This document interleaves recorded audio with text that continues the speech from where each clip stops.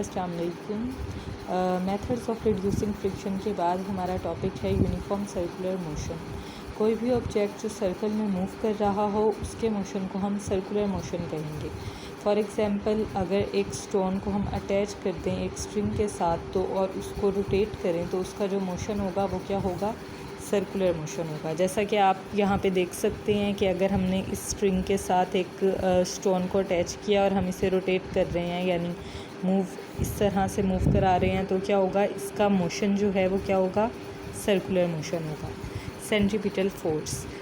Centripetal force क्या है, वो फोर्स जो एक बॉडी को रखती है सर्कल में, ठीक है, वो फोर्स जो एक बॉडी को सर्कल में ही रखती है। जैसे ये फोर्स जो है, जो हम स्टोन के ऊपर फोर्स लगा रहे हैं इसको रोटेट करने की, इस फोर्स को हम क्या कहेंगे, सेंट्रीपिटल फोर्स। इसके अलावा for example the moon revolves around the earth. हमें पता है कि चाँद जो है वो ज़मीन के गिर्द घूमता है। क्यों घूमता है? क्योंकि ज़मीन की ग्रेविटेशनल फोर्स जो है वो मून को अट्रैक्ट करती है, जिसकी वजह से क्या होता है कि मून जो है वो अर्थ के अराउंड सर्कल में मूव करता है। तो इस फोर्स को हम क्या कहेंगे, सेंट्रीपिटल फोर्स। फॉर एग्ज़ाम्पल, अगर एक बॉडी जो है जिसका मास m है और वो मूव कर रही है यूनिफॉर्म स्पीड v के साथ, हम इसी स्टोन की एग्ज़ाम्पल को ले लेते हैं। फॉर एग्ज़ाम्पल, इस स्टोन का मास जो है वो m है और ये मूव कर रहा है वेलोसिटी v के साथ, ठीक है, ये मूव कर रहा है, इसके मूव करने की वेलोसिटी क्या होगी, v होगी, ठीक है। और इन आ सर्कल ऑफ रेडियस r, अब ये सर्कल जो है इसका रेडियस क्या होगा, अगर इसका रेडियस r होगा तो फिर the acceleration produced by the centripetal force Fc is given by, तो जो एक्सेलरेशन इस सेंट्रीपिटल फोर्स से प्रोड्यूस होगी वो क्या होगी, AC is equals to v square divided by r। As we know according to Newton second law of motion, force क्या होती है, F is equals to ma। तो अब यहाँ पे हमारे पास सेंट्रीपिटल फोर्स किसके इक्वल होगी, मास मल्टीप्लाई सेंट्रीपिटल एक्सेलरेशन के, और सेंट्रीपिटल एक्सेलरेशन का फार्मूला हमारे पास क्या है, v square divided by r। So Fc is equals to mv square divided by r।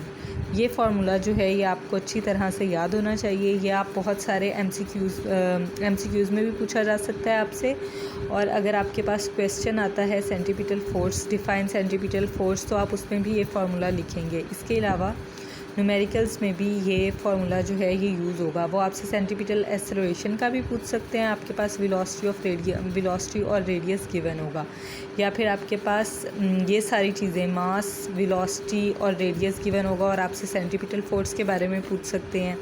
या फिर ऐसे भी हो सकता है कि इनमें से कोई और चीज़ें गिवन हो, आपसे वेलोसिटी के बारे में पूछ लें, आपको सेंट्रीपिटल फोर्स गिवन हो। उसके बाद आ जाती है सेंट्रीफ्यूगल फोर्स।